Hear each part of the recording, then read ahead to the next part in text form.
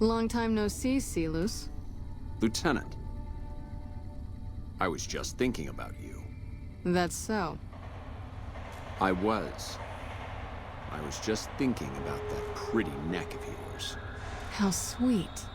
I was thinking about how it would look with a Legion slave collar on it. I'll pass. Do you know what I love about our slave collars, Lieutenant?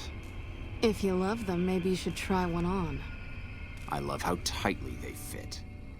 I train my men to make sure the slave's flesh bulges a bit around the top and bottom. Know why? It's all the rage in fashion circles? Not quite.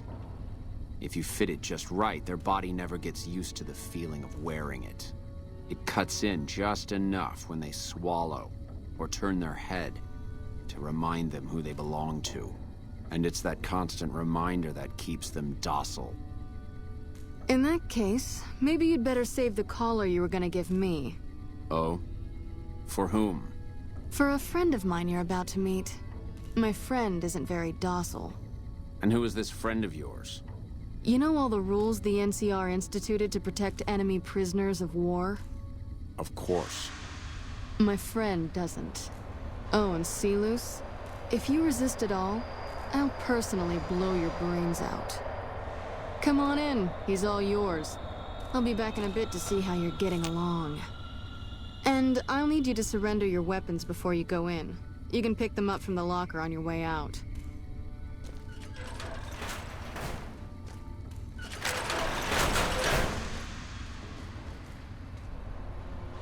What an ugly little worm you are. What pile of excrement did the lieutenant pluck you from, worm?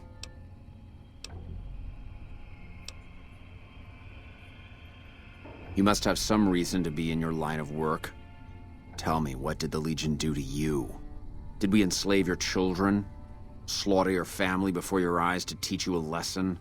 Whatever it was, I hope I was there to give the order.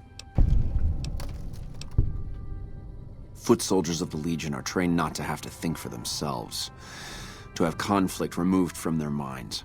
They kill themselves to evade capture because they are not trusted to make such a decision rationally in the heat of battle.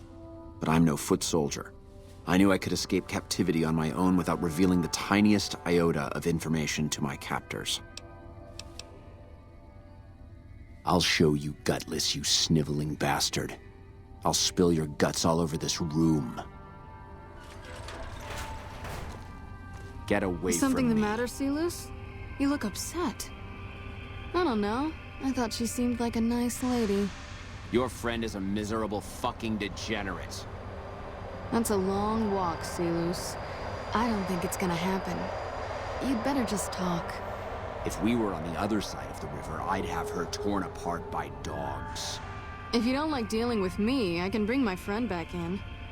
Your tactics are a joke. Have it your way. Come on back in. I think he misses you. We don't have anything to discuss, worm.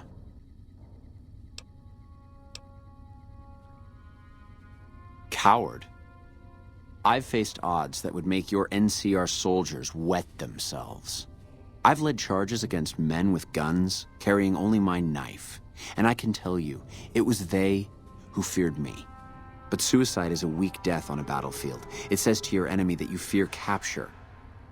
It says if you're caught, you can be broken.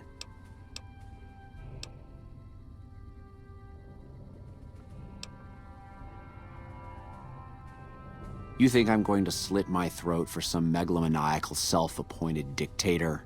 I didn't work my way up to have it all be taken from me out of some irrational paranoia. Caesar's losing it. I believe that. He's been shutting himself in his tent. Privately, he complains of headaches. Whatever it is, it's affecting his ability to lead.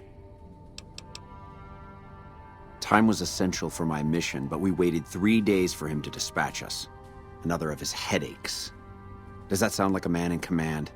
He has an operative planted in this very base, but does he use his agent to rescue me? No.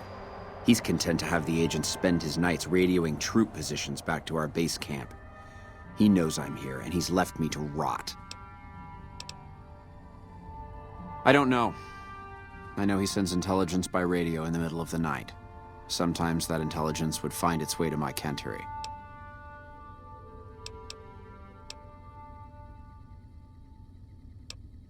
I hope the Legion burns your wretched body at the stake when they conquer this place.